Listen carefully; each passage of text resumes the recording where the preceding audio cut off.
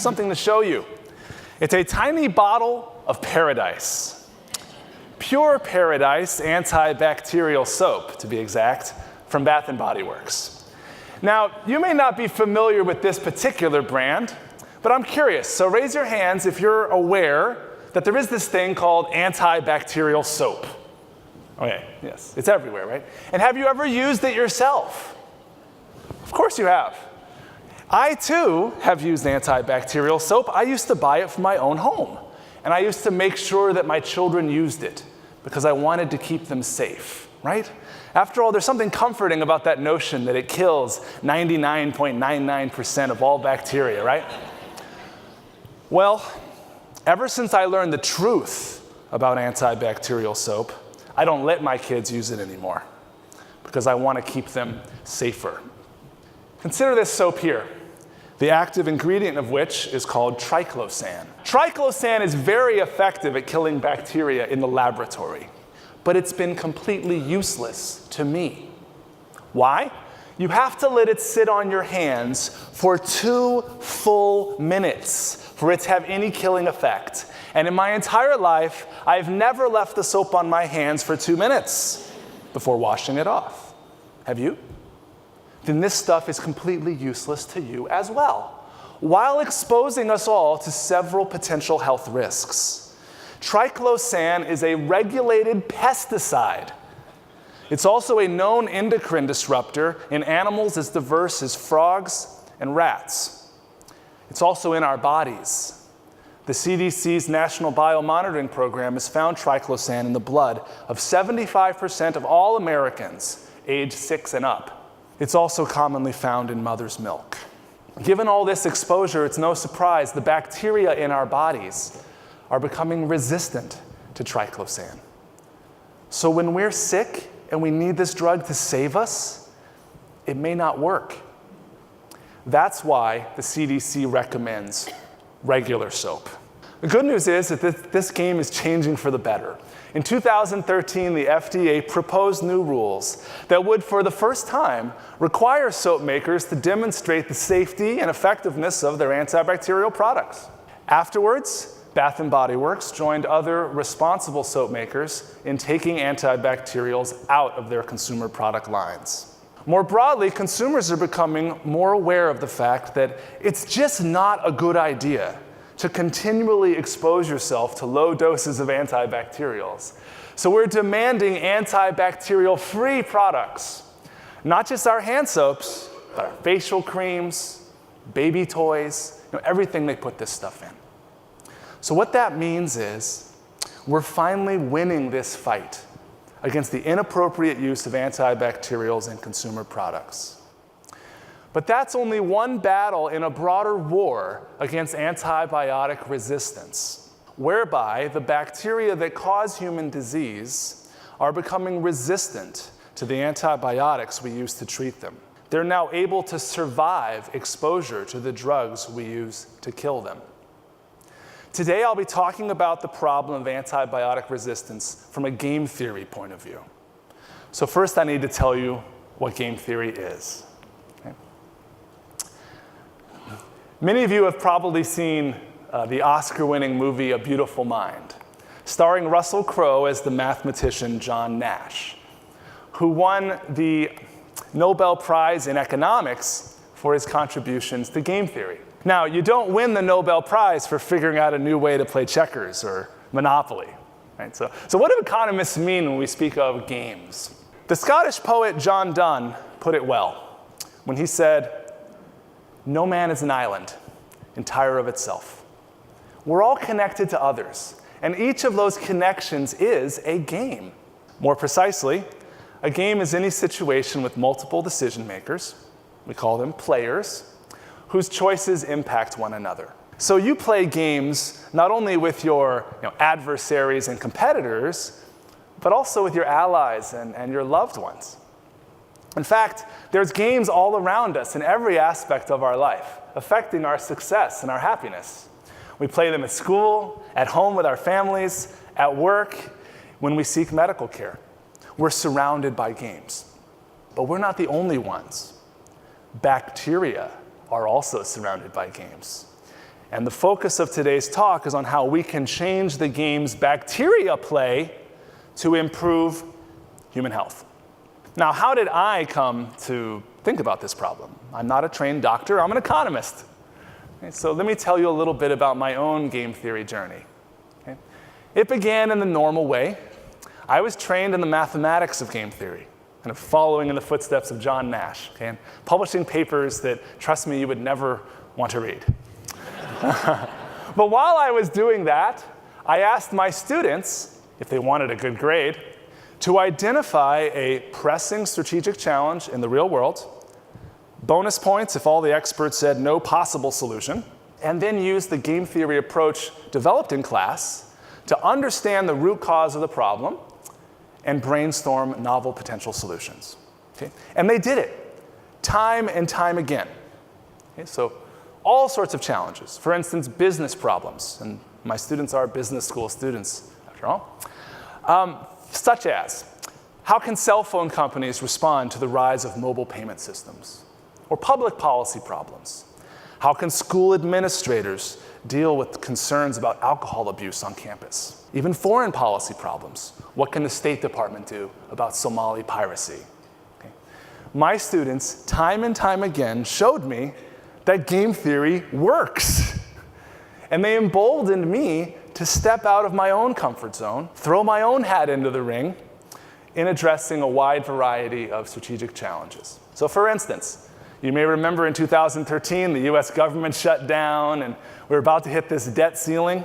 Well, I thought, well, let's think about that from a game theory point of view. And I shared some ideas on how Congress could change the game they play to avoid such crises in the future while still responsibly controlling the growth of the US debt.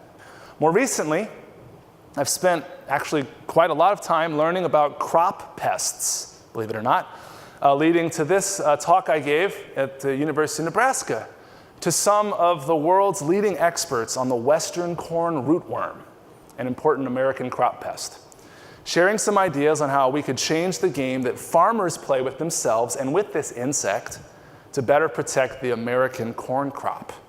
Okay? And most recently, I've thought about the problem of terrorist kidnapping, and I share some ideas on how to change that game to better rescue hostages and catch the terrorists. So that's been accepted in the New York Times, but they're holding it and hasn't come out yet. So you can keep your eyes peeled for that one. So these are some examples of pressing strategic challenges that I've used the game theory approach to tackle, but none of them are as important as the topic for tonight, antibiotic resistance. Because we all take it for granted that drugs will be available to treat us when we get sick. The fact is, however, that drugs are failing. And right now, people are sick with bacterial diseases that cannot be treated by any drug known to man. Such untreatable illnesses are currently relatively rare, but they're becoming more common. And if we don't change course soon, they may become the norm. This is also an extremely complex problem. I've spent the last 3 years trying to learn about it, and I just want to take this opportunity to thank all the experts, the real experts, who've helped me along the way, who were willing to listen to my initial ideas, correct my mistakes, point me in the right direction, and give me those little bits of information that actually made everything kind of fit together. To the point that now I have a clear view of the problem and a clear vision for where we're headed. And that vision actually is a very hopeful one. Despite everything you hear in the news about the rise of superbugs, how drugs aren't working anymore, actually, we're at a critical turning point right now, poised to achieve, believe it or not, a complete and lasting victory over bacterial disease. Not only to slow the rise of antibiotic resistance, but to reverse it. So that's a bold claim. Before I go on, I just want to emphasize how radical this idea is, how counterintuitive it is. Because there is a clear, compelling, and seemingly inescapable logic to why bacteria have been becoming resistant over the past several decades. So for us to change the game, we all have to get involved. And there's going to be 3 game changers, 3 ways we can do that. First, as consumers, We need to be aware of some dangers in our meat especially, and try to stop inappropriate antibiotic use in livestock. Second, as patients, to make sure we use antibiotics appropriately ourselves. And finally, as citizens and taxpayers, to support the emerging science of disease diagnostics. Okay, I'm going to talk about each of these three in detail later. Okay, but first I want to explain the logic for why resistance has been growing over time. Okay. And let's look at the first drug used to treat human disease, penicillin. Here we have a sign.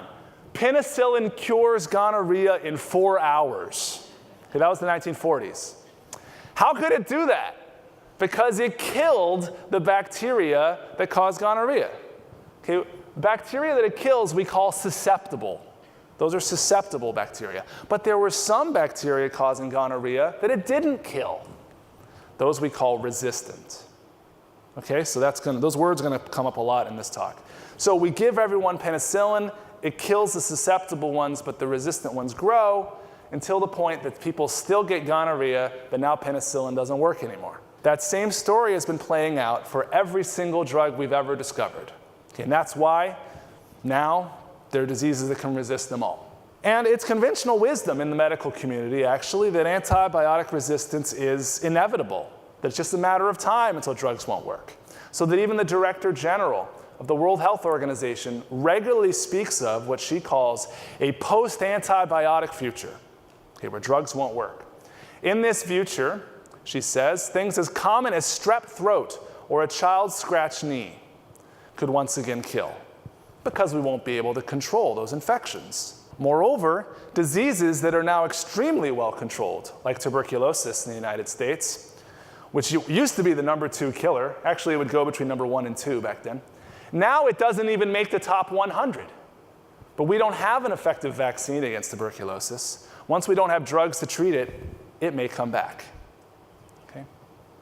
Now, that's a grim potential future, but it doesn't have to be the actual future. There are things we can do to avoid the post-antibiotic world.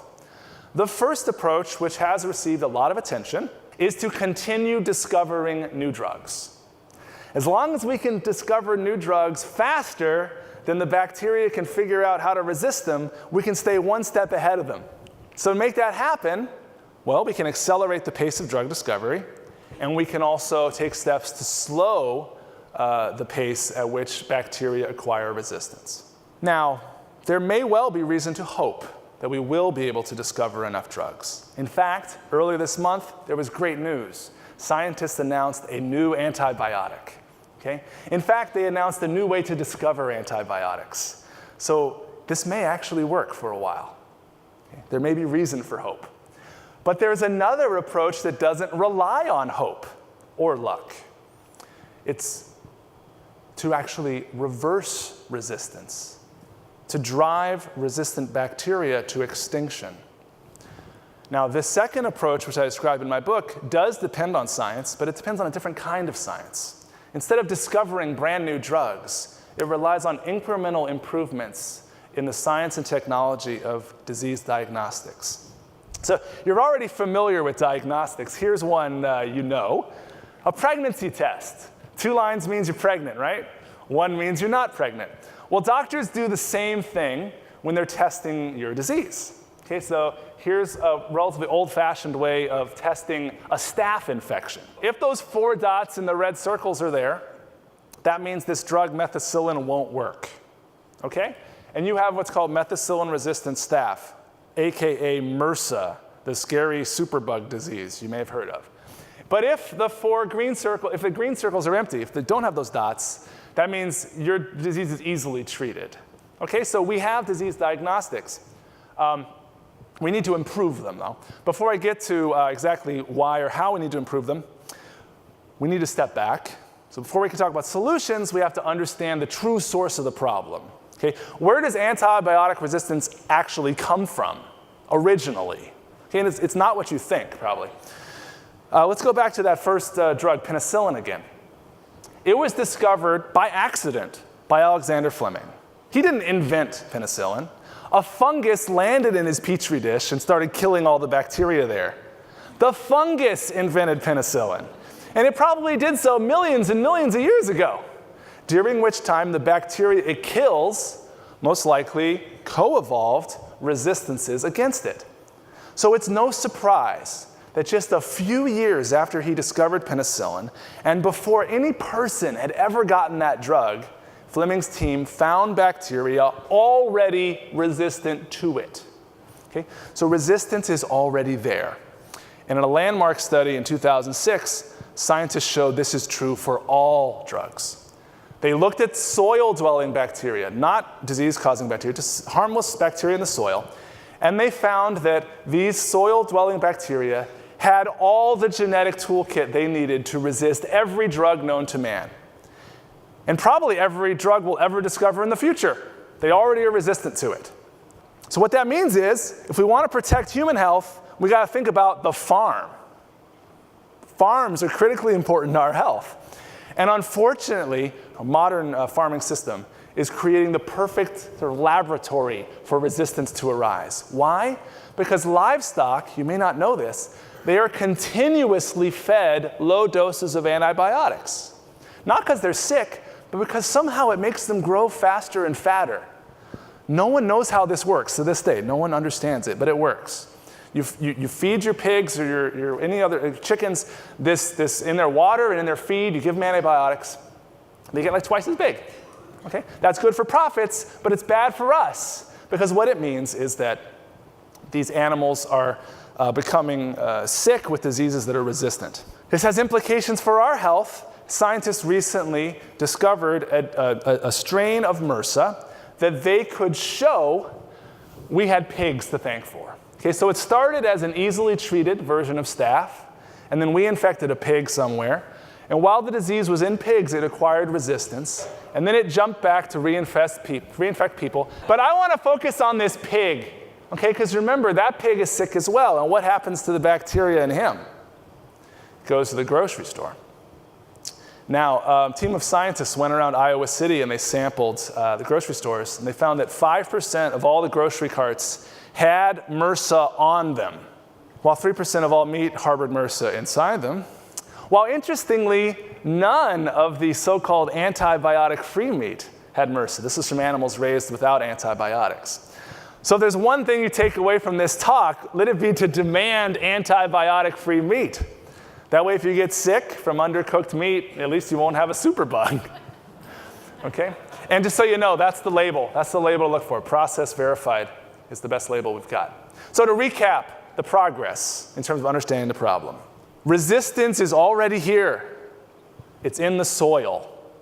The farm is our first line of defense. Okay? But what happens if the genes that give resistance escape the farm and make it into bacteria that cause human disease? The good news is that the battle is not yet lost. Because actually, our bodies are a battlefield. Different strains of the same disease are actually competing with each other for supremacy. The life and death struggle is not with us, it's between them. So actually, the susceptible versions, the versions that we can kill with our drugs, are our allies in the fight against the resistant ones. If we can find a way to give the susceptible ones an advantage, we can let them do the dirty work and drive the resistant bacteria to extinction. So just to illustrate that, imagine they did have an advantage for some reason. We would maybe start with a person infected with a mix, an equal mix of susceptible and resistant. S means susceptible, R resistant. But then when they infect someone else, it'll be mostly susceptible. And eventually, there'll be no resistant bacteria at all.